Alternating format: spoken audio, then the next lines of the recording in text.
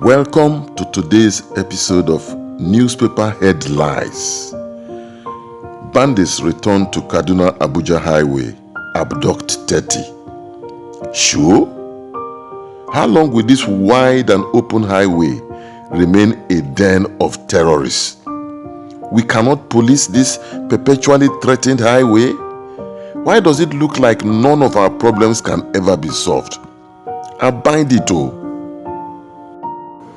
585 million naira scandal. Tinubu wields big stick, suspends Edu. Tinubu had no choice but to suspend this youngest and delectable female and most beautiful minister of his cabinet, who is only 37 years. The public outcry and pressure for him to prove that he can recognize corruption when he sees one was overwhelming. He caved into that pressure. That he waited for the public and media outcry to act decisively is even disappointing. The allegations against Betta Edu, if proven, will make her bad press for Pentecostal Christendom. The Bible warns us not to be unequally yoked with unbelievers. Christians who are in Nigerian politics have a Herculean mandate to redeem our politics, not to become victims of it. If the allegations are proven, it will make Betta Edu at once a big blow to the desire to have more women in government and a disappointment to young politicians who are fighting to take over from a corruption-ridden older generation of politicians.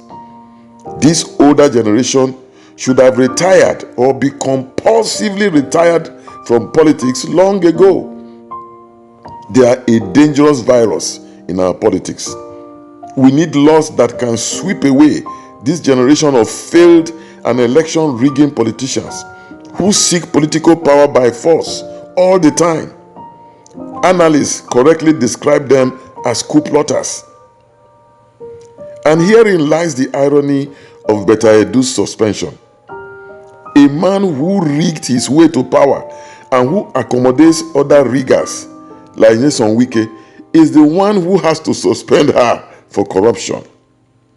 It is like the pot calling the kettle black. Leaders everywhere must understand that their dance steps leave an example for their subordinates to copy. And what is it about beautiful women and money anyway?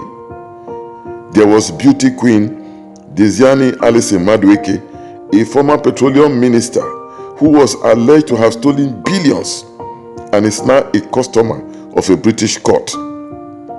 There is Sadiya Farouk, Buhari's Minister of Humanitarian Affairs, who as we speak is a customer of the EFCC for allegedly laundering 37 billion naira during her tenure.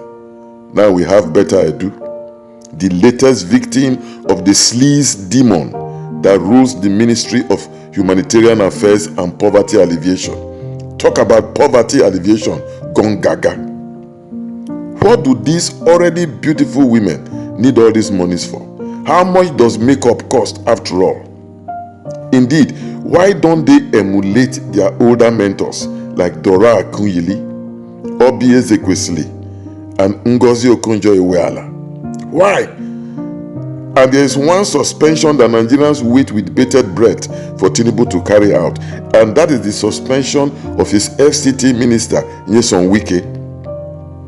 Here is an ex-governor who brazenly rigged elections in Rivers State, who after completing 2 terms as governor has not hidden his desire to exercise a tight control over the governance of the state.